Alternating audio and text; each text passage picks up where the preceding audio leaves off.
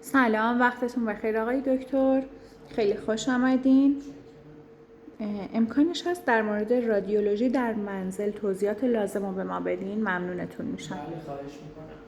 رادیولوژی در منزل یکی از پیشرفته ترین فناوری‌هاییه که الان در زمینه تصویربرداری خوشبختانه شرایطی رو فراهم کرده که جهت بیمارانی که بستری‌اند در منزل و توان مراجعه به بیمارستان رو ندارن یا کسایی که به خاطر استرس هایی که برای مراجعه به کلینیک ها و مراکز پزشکی جهت درمان دارن و برای کسانی که در طبقات بالا زندگی میکنن یا کسانی که در مناطق دوردست هستن و دسترسی به مراکز پزشکی و تصویربرداری جهت انجام رادیولوژی براشون فراهم نیست، خوشبختانه امکانی رو فراهم کرده که با دقت و کیفیت بالا و هزینه‌های کم و صرف زمان کمتر